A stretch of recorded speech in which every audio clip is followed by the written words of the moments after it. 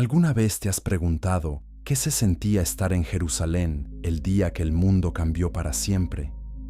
Las Escrituras nos recuerdan que los planes divinos se desarrollan en momentos históricos reales, y Juan 11:50 nos dice que Caifás profetizó sin saberlo que un hombre debía morir por el pueblo.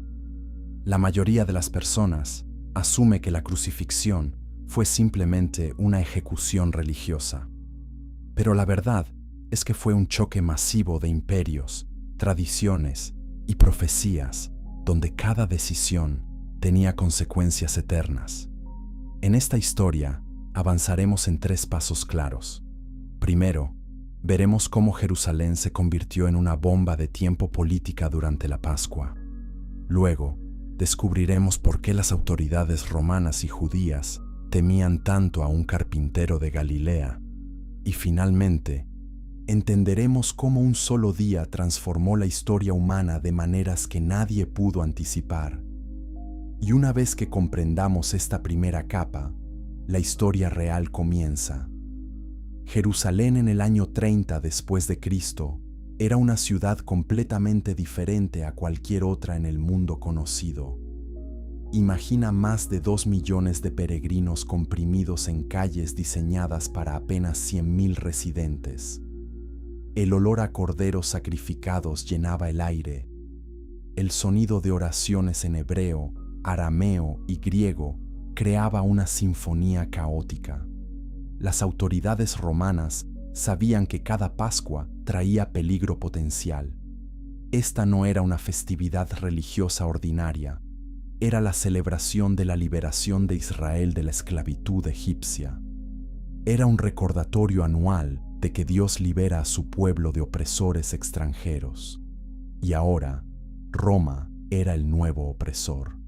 El gobernador Poncio Pilato había dejado su cómoda residencia en Cesarea Marítima específicamente para esta semana.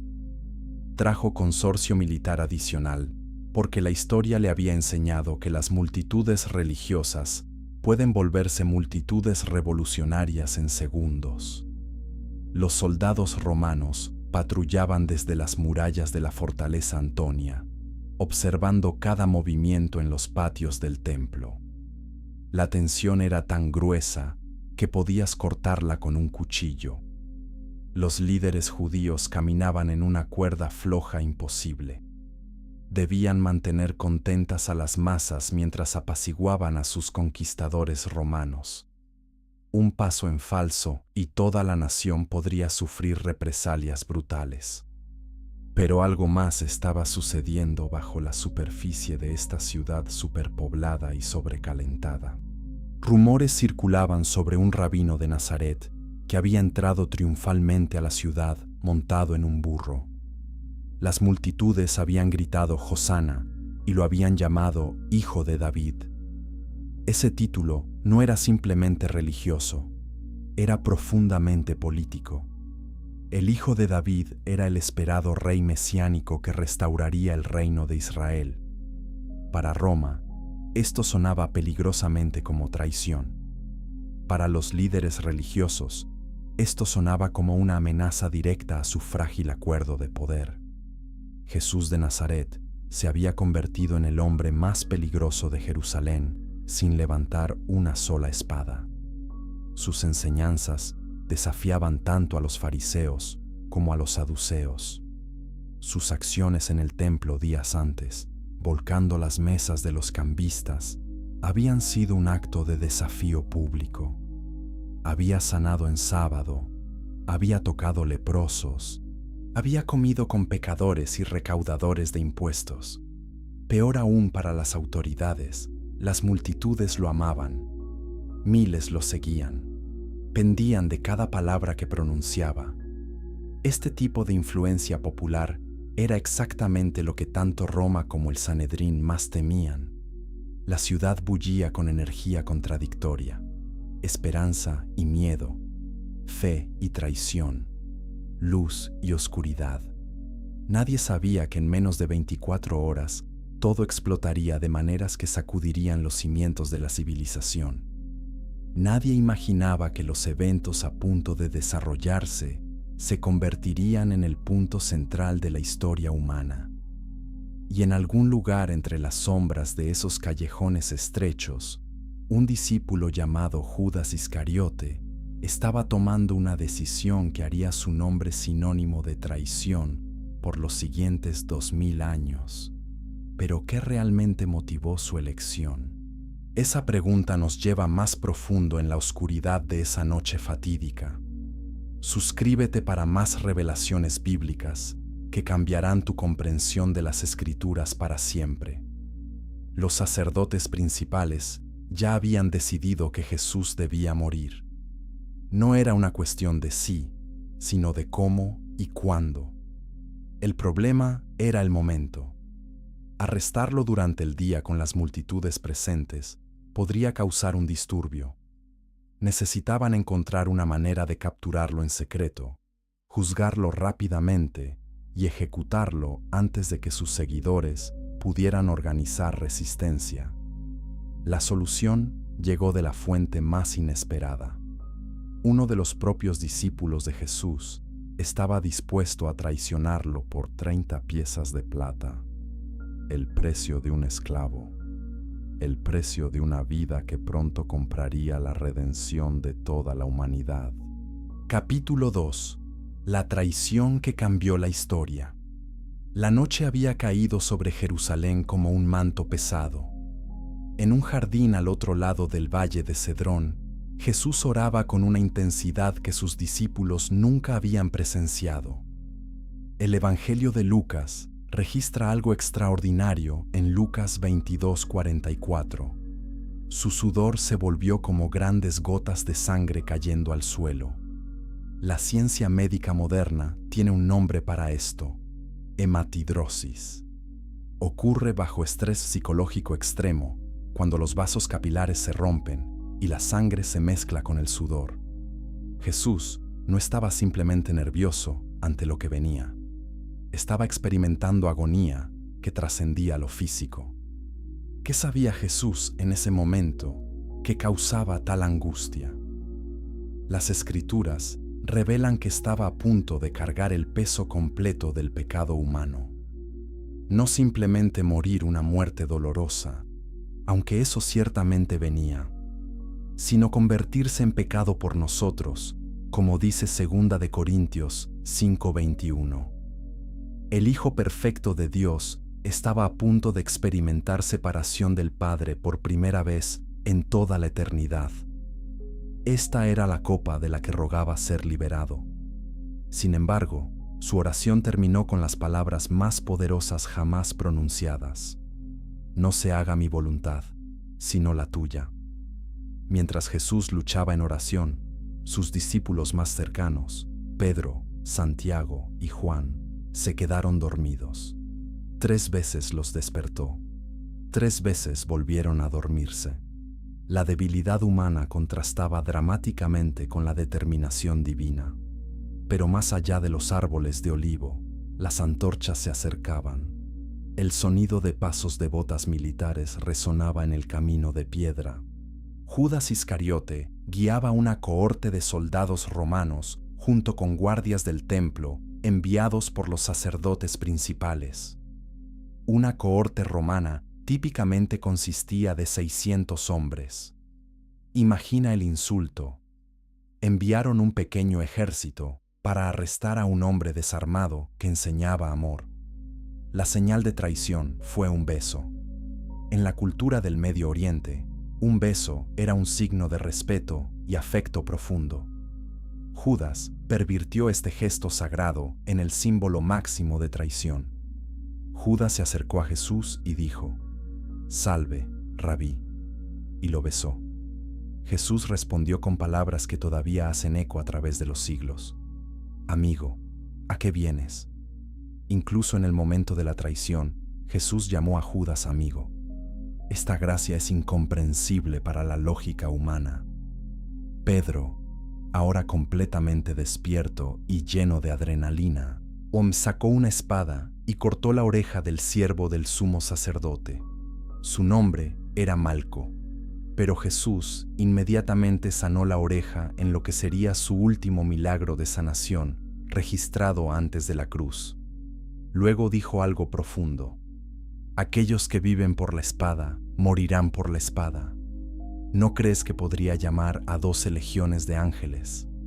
Una legión romana tenía 6,000 soldados.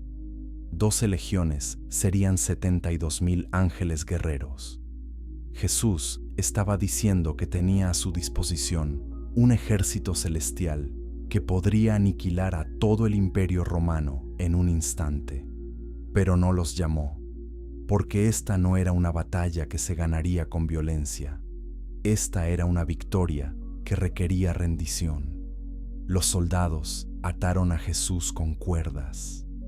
Los discípulos huyeron a la oscuridad, exactamente como Jesús había profetizado. Marcos 14:51 menciona un detalle extraño. Un joven seguidor que había venido vestido solo con una sábana de lino. Cuando trataron de agarrarlo, dejó la sábana y huyó desnudo. Muchos eruditos creen que este joven era el propio Marcos, insertando sutilmente su testimonio ocular en el Evangelio. Representa la vergüenza completa del abandono. Todos dejaron a Jesús. Estaba completamente solo mientras lo llevaban de regreso, a través del valle, hacia la ciudad que lo rechazaría. Dale me gusta si esta verdad te ha impactado hasta ahora. La primera parada fue la casa de Anás, el ex sumo sacerdote. Aunque técnicamente ya no ocupaba el cargo, Anás todavía ejercía enorme poder detrás de escena. Había sido sumo sacerdote del 6 al 15 después de Cristo, hasta que los romanos lo destituyeron, pero había logrado colocar a 5 de sus hijos y a su yerno Caifás en la posición posteriormente. Era el padrino de la mafia religiosa de Jerusalén. Anás interrogó a Jesús sobre sus discípulos y su doctrina. Jesús respondió que había hablado abiertamente en sinagogas y en el templo. No había enseñado nada en secreto. ¿Por qué interrogarme?, pregunta a quienes me escucharon. Esta respuesta le ganó a Jesús un golpe en la cara de uno de los oficiales. ¿Es legal golpear al sumo sacerdote así?, preguntó el oficial.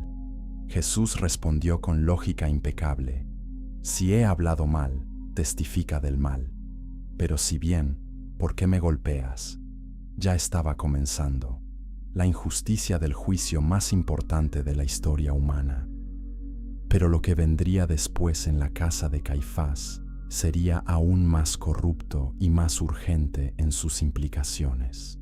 Y la pregunta que se le haría a Jesús allí obligaría a cada ser humano desde entonces a tomar una decisión. ¿Quién es realmente este hombre? Capítulo 3. El juicio nocturno. Caifás, el sumo sacerdote en funciones, tenía un problema. Necesitaba construir un caso legal contra Jesús que justificaría ejecución. Pero las leyes judías tenían salvaguardias estrictas. Un juicio capital no podía llevarse a cabo de noche. Debía haber al menos 2 testigos concordantes. El acusado tenía derecho a defensa. Estas reglas diseñadas para proteger a los inocentes fueron completamente ignoradas esa noche. El Sanedrín, el Consejo Supremo de 70 ancianos judíos, se reunió en una sesión de emergencia ilegal. La urgencia era palpable. Debían terminar esto antes del amanecer. Trajeron testigos falsos. Mateo 26:60 nos dice que muchos testigos falsos vinieron, pero no encontraron ninguno. Finalmente 2 se presentaron y dijeron que Jesús había afirmado que podía destruir el templo de Dios y reconstruirlo en 3 días. Pero incluso estos testimonios no concordaban en los detalles. Según la ley judía, esto debería haber resultado en el despido del caso. Pero Caifás no estaba interesado en justicia, estaba interesado en eliminación. Jesús permaneció en silencio durante esta farsa de testimonio. Su silencio cumplió la profecía de Isaías 53:7. Fue oprimido y afligido, pero no abrió su boca. Como cordero que es llevado al matadero, y como oveja delante de sus trasquiladores, enmudeció y no abrió su boca. Frustrado por la falta de progreso, Caifás se puso de pie y confrontó a Jesús directamente. «¿No respondes nada? ¿Qué testifican estos contra ti?» Silencio. Entonces Caifás jugó su carta final. «Te conjuro por el Dios viviente que nos digas si eres el Cristo, el Hijo de Dios». Este era un juramento legal que Jesús no podía ignorar sin blasfemar. La pregunta era perfectamente calculada. Si Jesús decía no, perdería su autoridad ante sus seguidores. Si decía sí, se condenaría a sí mismo bajo la ley judía. Pero Jesús no vino a jugar juegos políticos. Vino a declarar la verdad sin importar el costo. «Tú lo has dicho», respondió Jesús. «Y más te digo, desde ahora veréis al Hijo del Hombre sentado a la derecha del poder de Dios y viniendo en las nubes del cielo». Esta respuesta combinaba referencias del Salmo 110 y Daniel 7. Jesús no solo afirmó ser el Mesías, afirmó ser divino, igual a Dios, y profetizó su futuro regreso en gloria. Para el Sanedrín, esto era suficiente. Caifás rasgó sus vestiduras, una señal dramática de horror ante la blasfemia. «¡Ha blasfemado!», gritó. «¿Qué más necesidad tenemos de testigos? Todos ustedes han oído la blasfemia. ¿Qué piensan?». La respuesta fue unánime. «Es reo de muerte». En ese momento, el odio contenido durante meses explotó. Los hombres comenzaron a escupirle, le vendaron los ojos y lo golpearon diciendo: «Profetiza, Cristo, ¿quién es el que te golpeó?». Los mismos líderes religiosos encargados de enseñar la ley de Dios ahora violaban su espíritu fundamental. Justicia se había convertido en venganza, religión se había convertido en política, y el Hijo de Dios era tratado como basura humana. Pero su juicio estaba lejos de terminar. Tenían su condena religiosa. Ahora necesitaban aprobación política. Aquí está el problema que enfrentaba el Sanedrín. Bajo ocupación romana, los judíos no tenían autoridad para ejecutar sentencias de muerte. Solo Roma podía ordenar ejecuciones. Entonces, necesitaban reformular su acusación. La blasfemia no significaba nada para Poncio Pilato. Era un pagano que no podría importarle menos sobre tecnicismos teológicos judíos. Pero sedición, eso era diferente. Reclamar ser rey era traición contra César, y traición era algo que Roma tomaba muy, muy en serio. Así que el cargo cambiaría de blasfemia religiosa a rebelión política. Llevaron a Jesús encadenado desde el palacio del sumo sacerdote hasta la fortaleza Antonia, donde Pilato residía. Comenta tu interpretación de estos eventos debajo. Mientras arrastraban a Jesús por las calles empedradas, Pedro lo seguía a distancia. El discípulo que había prometido morir con Jesús ahora temía incluso ser asociado con él. En el patio fuera de donde Jesús estaba siendo interrogado, una sirvienta reconoció a Pedro. «Tú también estabas con Jesús de Galilea». Pedro lo negó ante todos diciendo: «No sé de qué hablas». Esto sucedió 3 veces exactamente como Jesús había predicho. «Antes de que el gallo cante, me negarás 3 veces». La tercera vez, Pedro añadió juramentos y maldiciones para hacer convincente su negación. Y entonces el gallo cantó. Lucas 22:61 contiene uno de los momentos más conmovedores del Evangelio. Jesús, en medio de ser interrogado y golpeado, se volvió y miró directamente a Pedro. Sus ojos se encontraron a través del patio. No había palabras, no hacían falta. En esa mirada estaba el dolor de la traición, pero también perdón.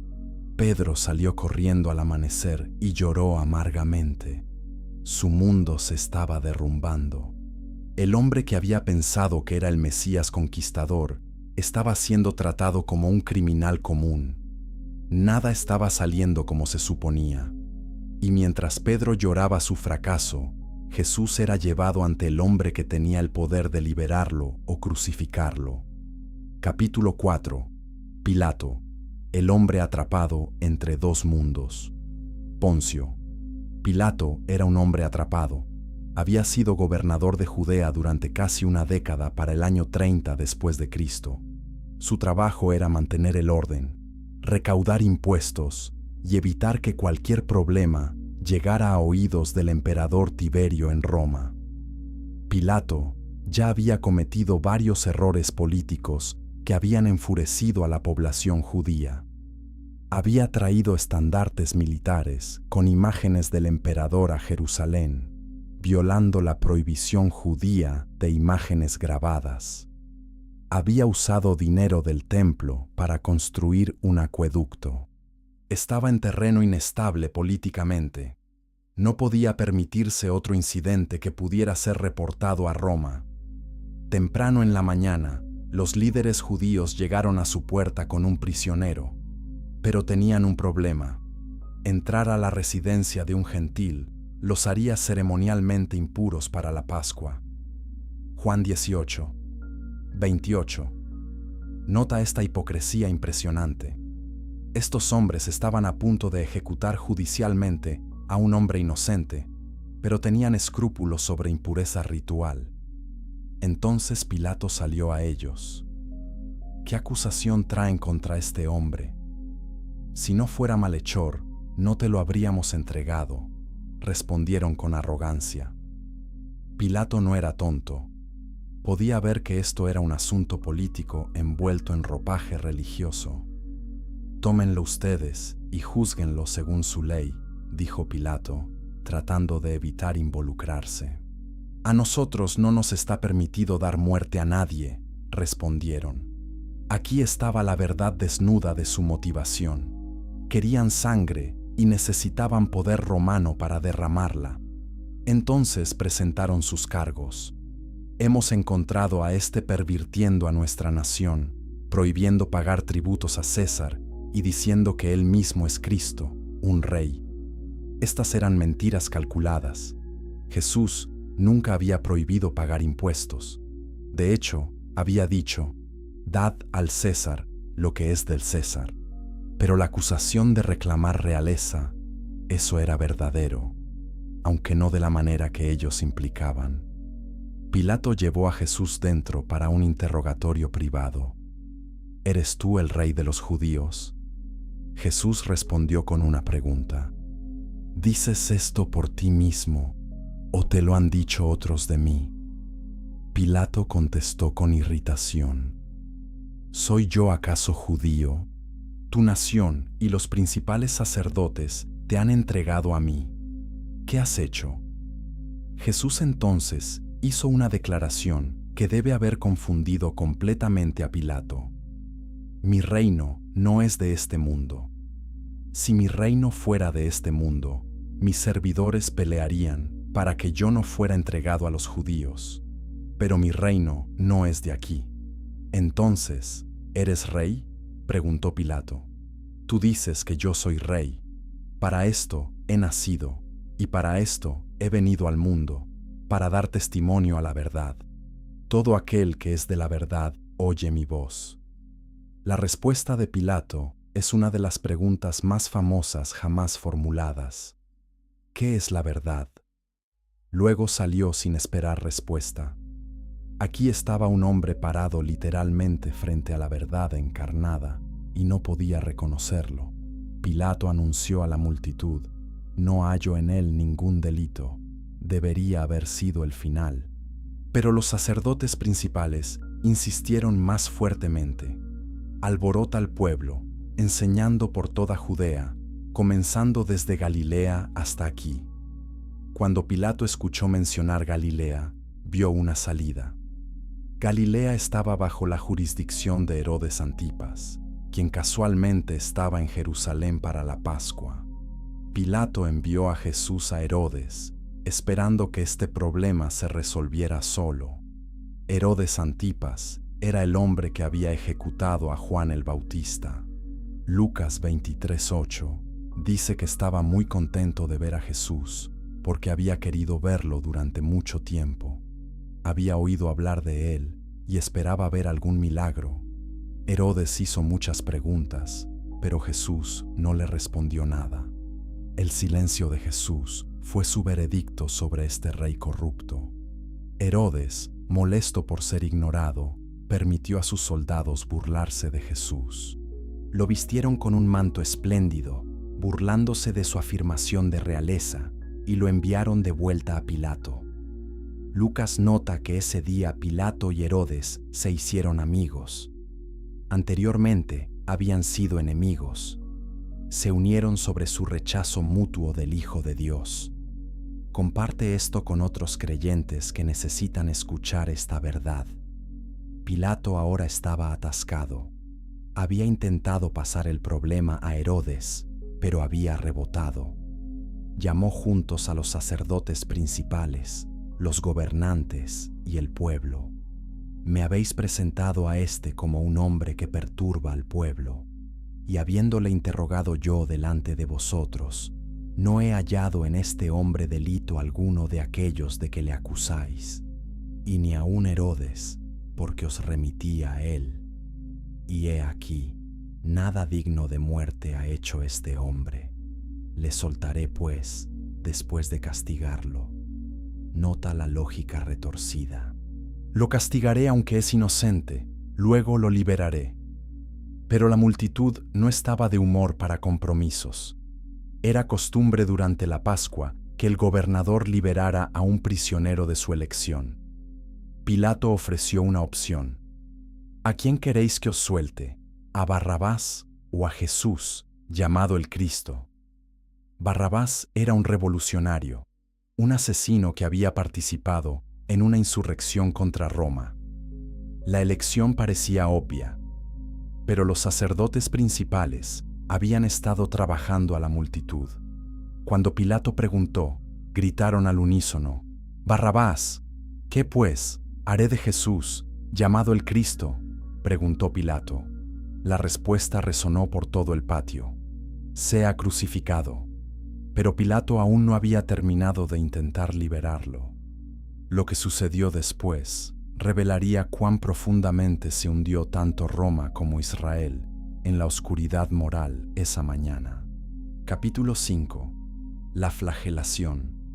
Cuando el dolor tiene propósito. Pilato ordenó que flagelaran a Jesús. Esto no era un castigo menor.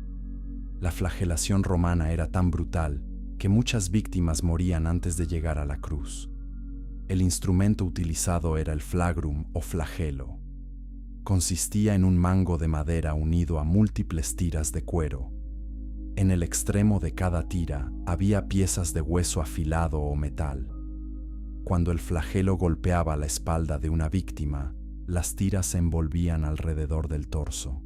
Luego, cuando el soldado tiraba hacia atrás, las piezas afiladas desgarraban piel, músculo y a veces incluso exponían órganos internos. La ley judía limitaba los azotes a 39 latigazos. Los romanos no tenían tal restricción.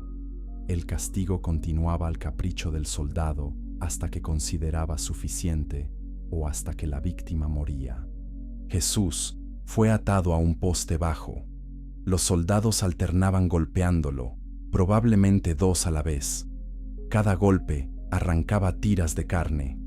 La sangre salpicaba por todos lados. El sonido del cuero cortando piel se mezclaba con gemidos involuntarios de agonía.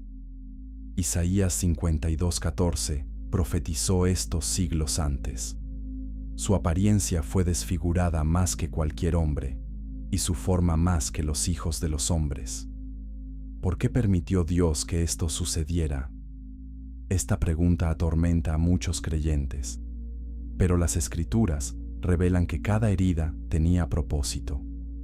Primera de Pedro 2:24 dice que Él mismo llevó nuestros pecados en su cuerpo sobre el madero, para que nosotros, estando muertos a los pecados, vivamos a la justicia, y por cuya herida fuisteis sanados.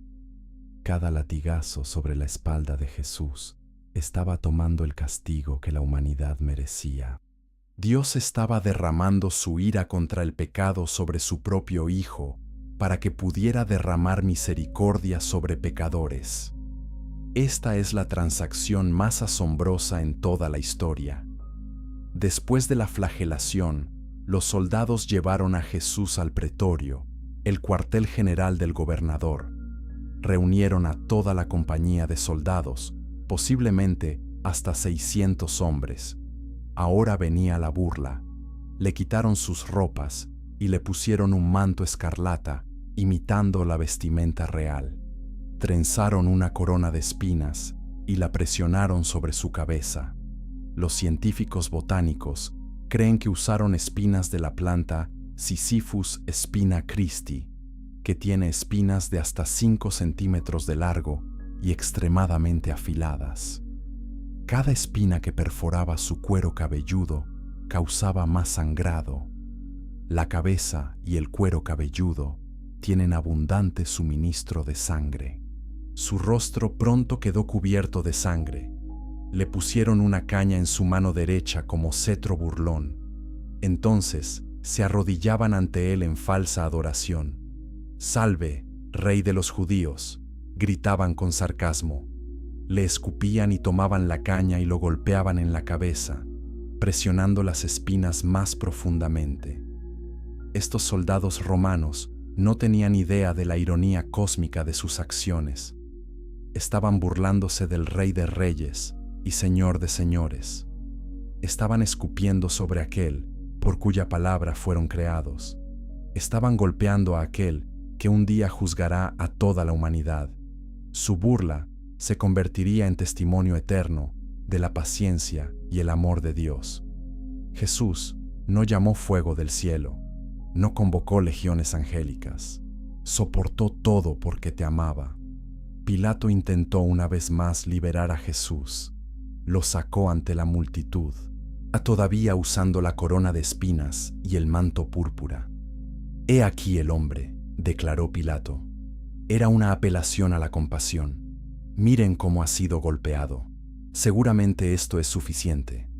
Pero cuando los principales sacerdotes y los alguaciles lo vieron, gritaron: «¡Crucifícale!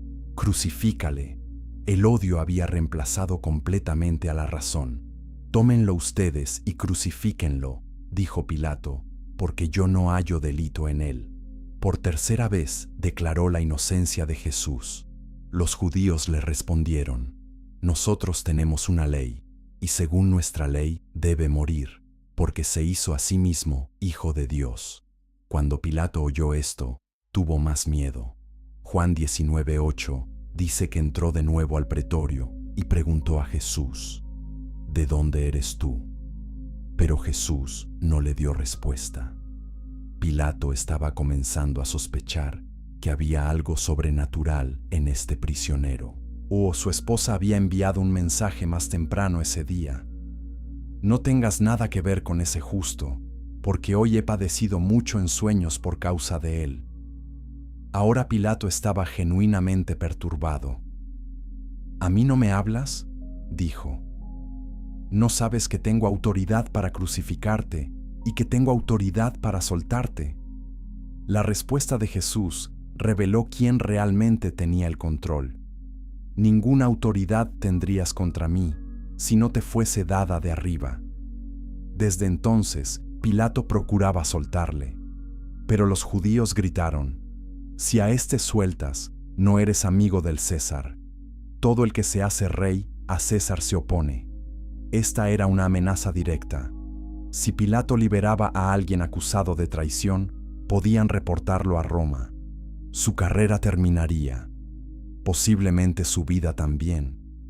Pilato llevó a Jesús fuera y se sentó en el tribunal.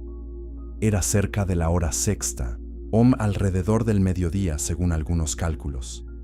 «He aquí vuestro rey», declaró Pilato. «Fuera, fuera, crucifícale», gritaron. «¿A vuestro rey he de crucificar?», preguntó Pilato. «No tenemos más rey que César», respondieron los principales sacerdotes. En ese momento, los líderes de Israel rechazaron oficialmente al Mesías y eligieron al emperador pagano como su único rey. Pilato llamó agua y se lavó las manos delante de la multitud. «Inocente soy yo de la sangre de este justo», declaró. «Allá vosotros». La multitud respondió con palabras que perseguirían a generaciones. «Su sangre sea sobre nosotros y sobre nuestros hijos». Pilato liberó a Barrabás y entregó a Jesús para ser crucificado. El inocente moriría en lugar del culpable. El Hijo de Dios sería ejecutado mientras un asesino caminaba libre. El mundo se había vuelto completamente al revés.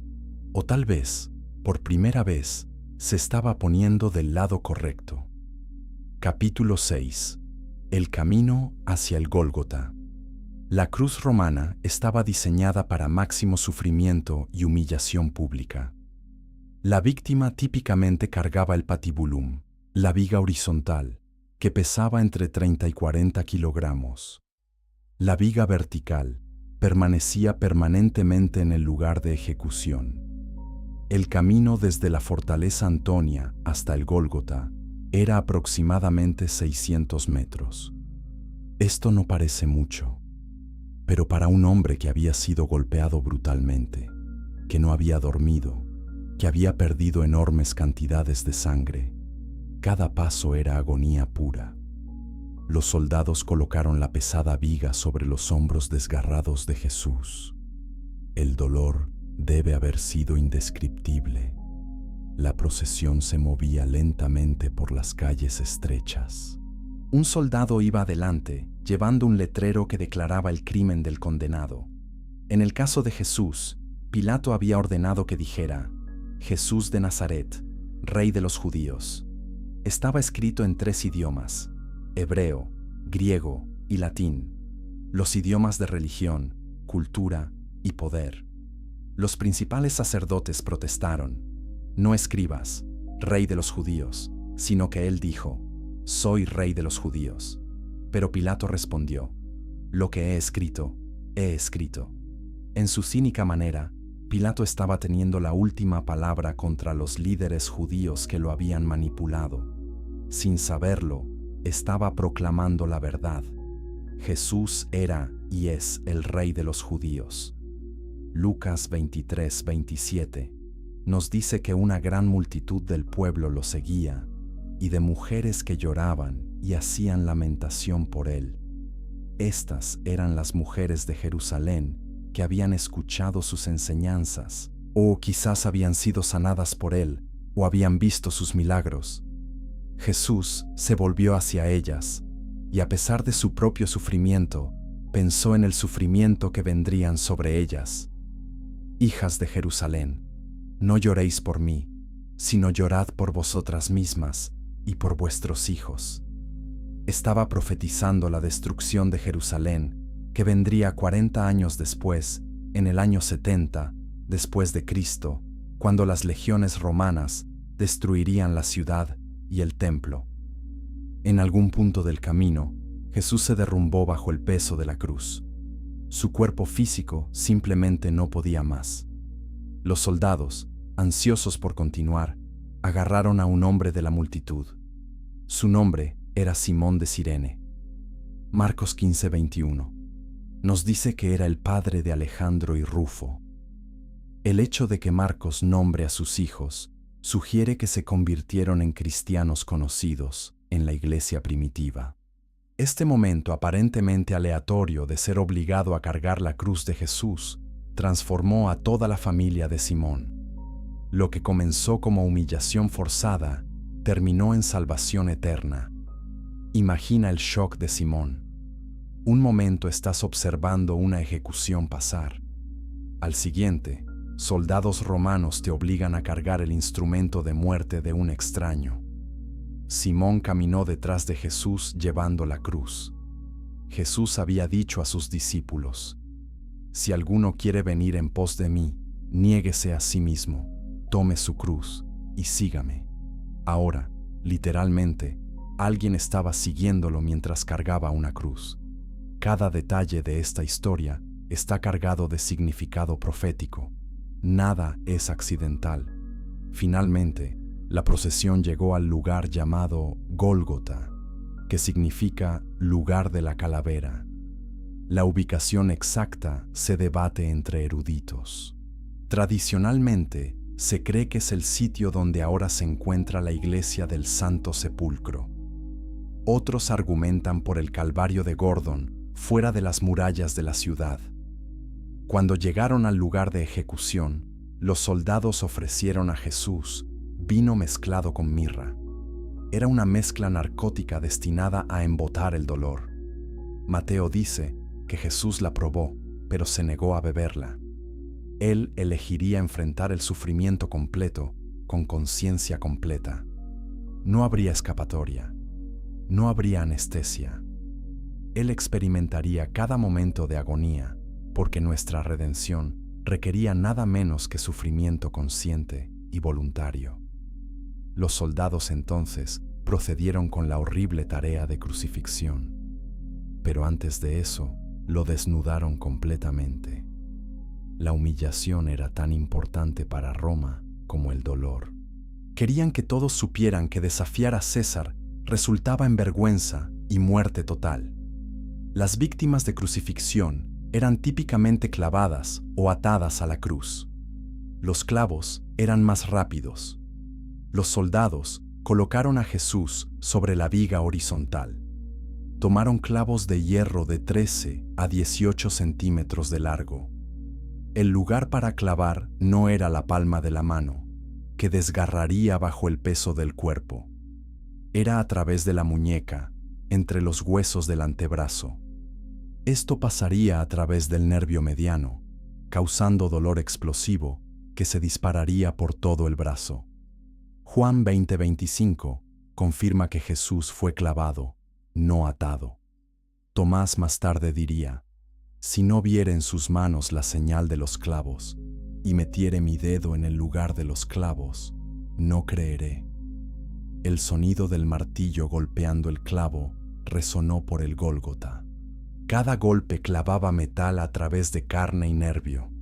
Jesús sintió todo, y en medio de esta tortura indescriptible, pronunció palabras que definirían el cristianismo para siempre. Padre, perdónalos, porque no saben lo que hacen. Él oró por sus verdugos, oró por los soldados que clavaban los clavos, oró por los líderes religiosos que exigían su muerte, oró por Pilato que lo entregó, y oró por ti y por mí, cuyos pecados hicieron necesaria esta cruz. Capítulo 7. 3 cruces en el monte. Los soldados levantaron la viga horizontal con Jesús clavado a ella y la aseguraron a la viga vertical que estaba permanentemente plantada en el suelo. Luego clavaron sus pies. Tradicionalmente, se cree que un solo clavo atravesó ambos pies, el pie izquierdo colocado sobre el derecho. La posición en la cruz era muy específica para prolongar el sufrimiento. Las rodillas estaban dobladas ligeramente. Los brazos estaban extendidos pero no completamente rectos. Había un pequeño bloque de madera llamado sedile que actuaba como asiento parcial. Este diseño cruel significaba que la víctima podía empujarse hacia arriba ligeramente para respirar, extendiendo la agonía durante horas o incluso días. Jesús no estaba solo. 2 criminales fueron crucificados con él, uno a su derecha y otro a su izquierda. Las Escrituras nos dicen que eran ladrones o revolucionarios. Isaías 53:12 había profetizado esto. Fue contado con los pecadores. Los líderes religiosos habían querido ejecutar a Jesús solo, pero incluso en esto, la profecía debía cumplirse. Los 2 criminales representaban toda la humanidad ante la cruz. Uno lo rechazaría, uno lo recibiría, uno moriría en sus pecados, uno moriría salvo. Era el Evangelio en miniatura. La multitud que se había reunido no mostró misericordia. Mateo 27:39 dice que los que pasaban lo injuriaban, meneando la cabeza. Tú que derribas el templo y en 3 días lo reedificas, Sálvate a ti mismo. Si eres hijo de Dios, desciende de la cruz. Los principales sacerdotes, escribas y ancianos también se burlaban. A otros salvó, a sí mismo no se puede salvar. Si es el Rey de Israel, descienda ahora de la cruz, y creeremos en él. Confío en Dios. Líbrele ahora si le quiere, porque ha dicho, soy hijo de Dios. Incluso uno de los criminales crucificados a su lado lo insultaba. Si tú eres el Cristo, sálvate a ti mismo y a nosotros. Pero el otro criminal respondió de manera diferente. Reprendió a su compañero ladrón.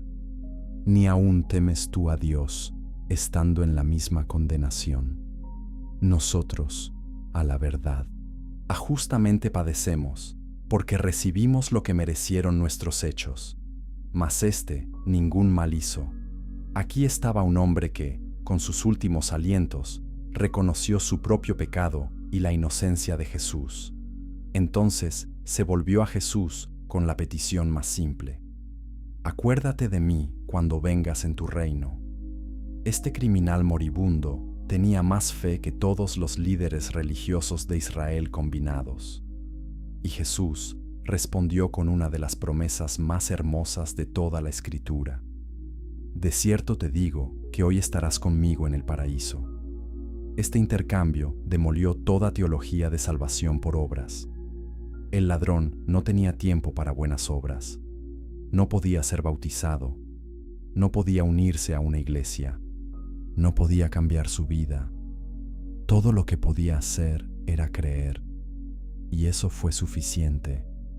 La salvación es por fe sola, en Cristo solo. Este momento en la cruz lo prueba para siempre. Dale me gusta si esta verdad revoluciona tu comprensión de la gracia. Entre los que estaban al pie de la cruz se encontraba María, la madre de Jesús. Juan 19:25 enumera 4 mujeres.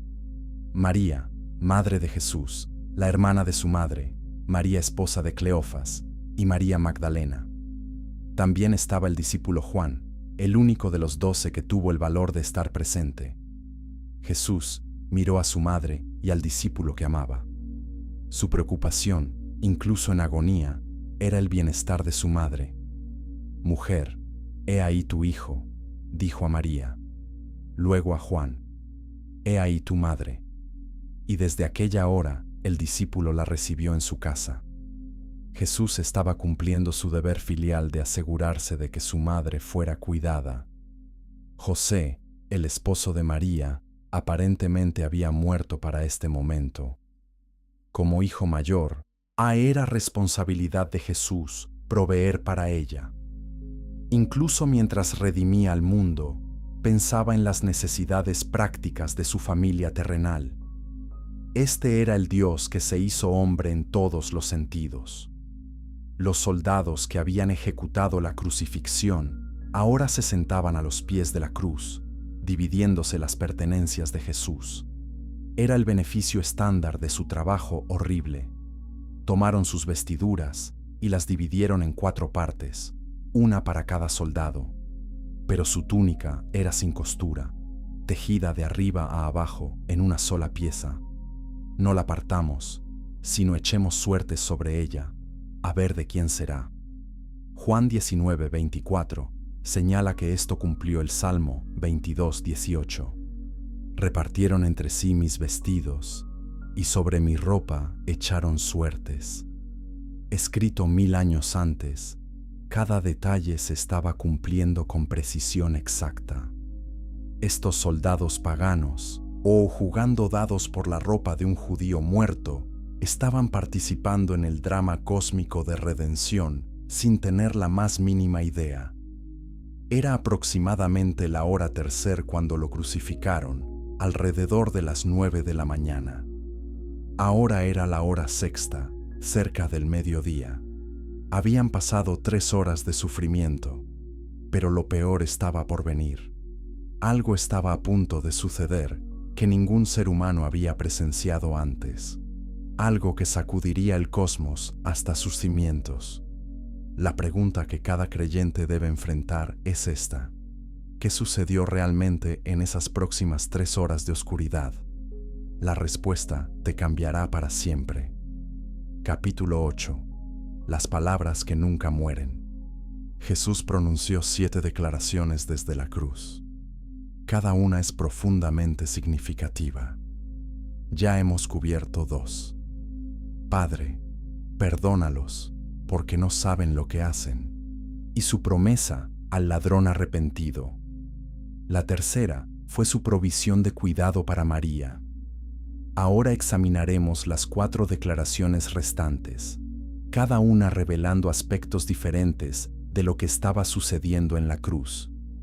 Estas no eran simplemente las palabras de un hombre moribundo, eran declaraciones teológicas que definirían la fe cristiana. Después de casi 3 horas en la cruz, Jesús dijo: «Tengo sed». Juan 19:28. Nota que esto fue para que la escritura se cumpliese. El Salmo 69:21 había profetizado: «En mi sed me dieron a beber vinagre». Un soldado empapó una esponja en vino agrio, la puso en un hisopo y se la acercó a su boca.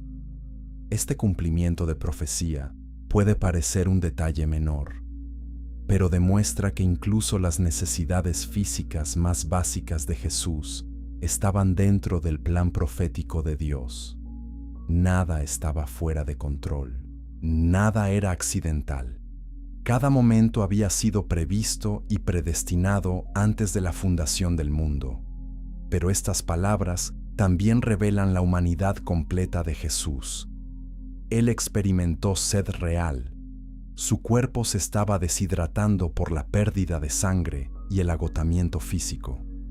La crucifixión causaba deshidratación severa.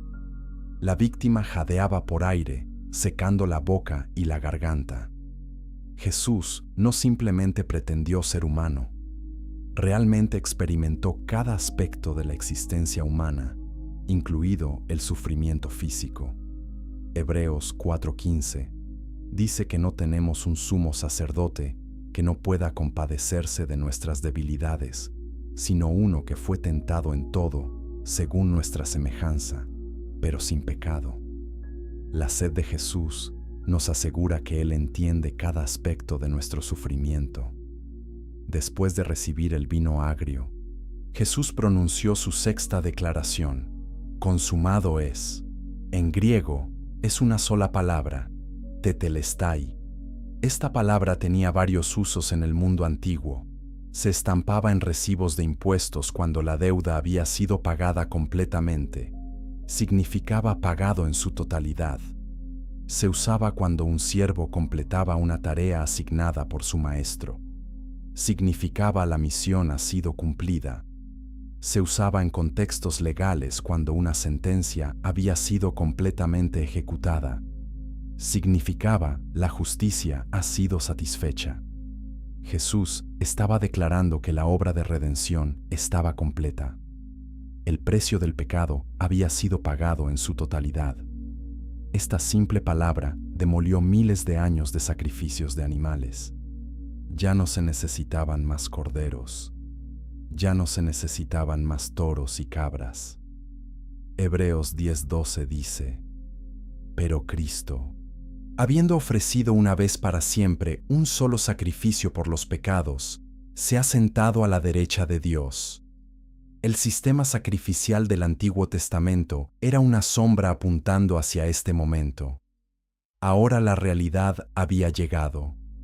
La deuda de la humanidad con Dios había sido cancelada. La barrera entre Dios Santo y humanidad pecadora había sido removida. El camino al lugar santísimo estaba a punto de abrirse. Consumado es. 2 palabras en español que contienen el Evangelio entero. Suscríbete para no perderte más revelaciones bíblicas que transforman vidas. La 7ª y última declaración de Jesús fue: «Padre, en tus manos encomiendo mi espíritu». Esto citaba el Salmo 31:5. Jesús murió como había vivido, con escritura en sus labios y confianza en su Padre. Lucas 23. 46 añade un detalle crucial. Habiendo dicho esto, expiró. La palabra griega es exepneusen. Literalmente expiró su espíritu. Jesús no murió porque sus verdugos lo mataron. Murió porque eligió entregar su espíritu. Juan 10:18 registra sus palabras proféticas. Nadie me la quita, sino que yo de mí mismo la pongo. Tengo poder para ponerla, y tengo poder para volverla a tomar. Este es un punto crítico que se pierde a menudo. Jesús no fue víctima, fue sacrificio voluntario. Los soldados no tomaron su vida, Él la dio. Después de aproximadamente 6 horas en la cruz, desde las 9 de la mañana hasta las 3 de la tarde, Jesús, el Hijo de Dios, murió. Pero su muerte no fue como cualquier otra muerte en la historia. Fue el momento en que Dios absorbió en sí mismo todo el pecado, la culpa, la vergüenza y el juicio que la humanidad merecía.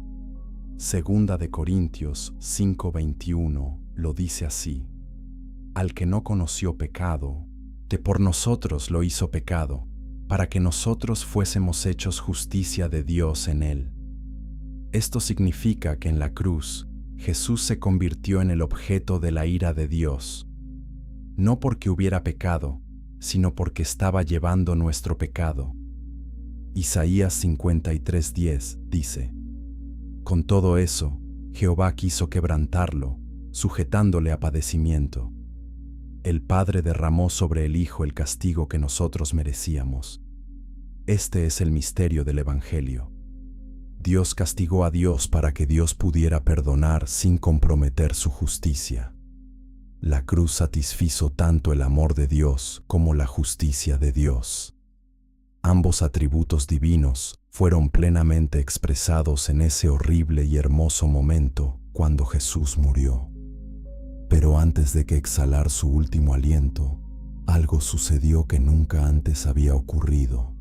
Algo que revela por qué gritó palabras que siguen haciendo eco a través de los siglos. Capítulo 9. 3 horas de oscuridad. Mateo 27:45 registra un fenómeno que desafía la explicación natural. Desde la hora sexta hubo tinieblas sobre toda la tierra hasta la hora novena. Desde el mediodía hasta las 3 de la tarde, el sol dejó de brillar. Esto no fue un eclipse solar. Un eclipse solar es imposible durante la Pascua, porque la Pascua siempre ocurre durante luna llena, y los eclipses solares solo suceden durante luna nueva. Además, un eclipse solar natural dura minutos, no 3 horas. Esto fue un acto sobrenatural de Dios oscureciendo su creación mientras su Hijo moría. ¿Por qué oscuridad? En toda la Escritura, la oscuridad está asociada con juicio divino. Cuando Dios juzgó a Egipto, la 9ª plaga fue oscuridad que podía sentirse. El profeta Amós, hablando del día del juicio de Dios, preguntó: ¿no será el día de Jehová tinieblas y no luz? Durante esas 3 horas de oscuridad en el Gólgota, el juicio de Dios contra el pecado humano estaba siendo ejecutado, pero no sobre la humanidad pecadora, sobre el sustituto sin pecado que voluntariamente tomó nuestro lugar. La oscuridad exterior que rodea la cruz representaba la oscuridad espiritual interior que Jesús estaba experimentando. Al final de esas 3 horas, Jesús gritó con voz fuerte. Mateo 27:46 preserva las palabras exactas en arameo: Elí, Elí, lama sabactani. Esto es: Dios mío, ¿por qué me has desamparado? Estas palabras son las primeras líneas del Salmo 22, un salmo mesiánico que profetiza la crucifixión con detalles asombrosos. Pero Jesús no simplemente estaba citando escritura, estaba expresando una experiencia real de separación de Dios Padre. Este es el misterio más profundo de la cruz. Por primera vez en toda la eternidad, hubo separación dentro de la Trinidad. ¿Cómo puede Dios estar separado de Dios? La respuesta está en lo que estaba sucediendo teológicamente. Habacuc 1:13 dice que Dios es tan puro de ojos que no puede ver el mal. Cuando Jesús se convirtió en pecado por nosotros, el Padre apartó su rostro. El Hijo experimentó la separación de Dios, que es la esencia del infierno. Él gustó la muerte espiritual para que nosotros nunca tuviéramos que hacerlo. El abandono de Jesús por el Padre compró nuestra aceptación por el Padre. Su separación compró nuestra reconciliación. Su grito de desolación compró nuestra canción de gozo.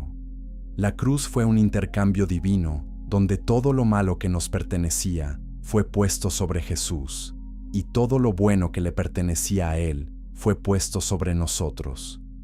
Algunos de los que estaban cerca, al oírlo, dijeron: «A Elías llama a este».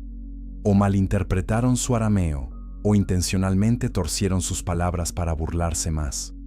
Uno corrió y empapó una esponja en vinagre, la puso en una caña y le dio de beber, diciendo: «Dejad, veamos si viene Elías a bajarle». Incluso en sus momentos finales, la burla continuaba. La crueldad humana parecía no tener fondo. Pero el juicio de Dios estaba casi completo. El precio estaba casi pagado. Y el universo estaba a punto de responder a la muerte del Hijo de Dios de maneras que aterrorizarían a todos los presentes. Después de recibir el vinagre, Jesús dijo: «Consumado es». Luego, con voz fuerte que sorprendió a todos, los que están muriendo por asfixia no pueden gritar fuerte, clamó: «Padre, en tus manos encomiendo mi espíritu». E inclinando la cabeza, entregó el espíritu. Marcos 15:37 dice que Jesús dio un fuerte grito y expiró. El centurión romano que supervisaba la ejecución, al ver cómo murió, declaró: «Verdaderamente este hombre era hijo de Dios». Este soldado pagano, que probablemente había supervisado docenas o cientos de crucifixiones, reconoció que esta muerte era diferente. Había presenciado algo sobrenatural, y en el momento en que Jesús murió, sucedieron cosas que no podían explicarse naturalmente. Mateo 27:51 registra el primero. El velo del templo se rasgó en dos, de arriba abajo. Este no era un velo ordinario, era una cortina masiva que separaba el lugar santo del lugar santísimo en el templo. Josefo, el historiador judío, describe que tenía 18 metros de altura, 30 centímetros de espesor, y tan resistente que caballos atados a cada lado no podían rasgarlo. Sin embargo, en el momento de la muerte de Jesús, se rasgó de arriba hacia abajo. La dirección es significativa. De arriba hacia abajo significa que Dios lo rasgó, no manos humanas. El lugar santísimo era donde residía la presencia de Dios. Solo el sumo sacerdote podía entrar, y solo una vez al año en el día de la expiación, y solo con sangre de sacrificio. El velo representaba la separación entre Dios santo y humanidad pecadora. Cuando Jesús murió, ese velo se rasgó. El camino a Dios estaba ahora abierto. Hebreos 10:19 dice: «Así que, hermanos, teniendo libertad para entrar en el lugar santísimo por la sangre de Jesucristo, o por el camino nuevo y vivo que Él nos abrió a través del velo, esto es, de su carne». La muerte de Jesús no cerró el acceso a Dios, lo abrió de par en par. Comparte esto con otros creyentes que necesitan entender el poder de la cruz. Pero eso no fue todo. Mateo 27:51 continúa diciendo que la tierra tembló y las rocas se partieron. Un terremoto sacudió Jerusalén exactamente cuando Jesús murió. Luego Mateo registra algo aún más asombroso en los versículos 52 y 53. Los sepulcros se abrieron y muchos cuerpos de santos que habían dormido se levantaron. Y saliendo de los sepulcros, después de la resurrección de Él, vinieron a la santa ciudad y aparecieron a muchos. Creyentes que habían muerto fueron resucitados y aparecieron a personas en Jerusalén después de que Jesús resucitó. Esto fue una vista previa de la resurrección general venidera, cuando todos los creyentes serán levantados. Capítulo 10. El momento que rompió la historia. El viernes de Pascua estaba llegando a su fin. Pero había un problema. El día siguiente era el sábado, y no cualquier sábado, sino el día más santo del año judío. La ley judía requería que los cuerpos no permanecieran en cruces durante el sábado.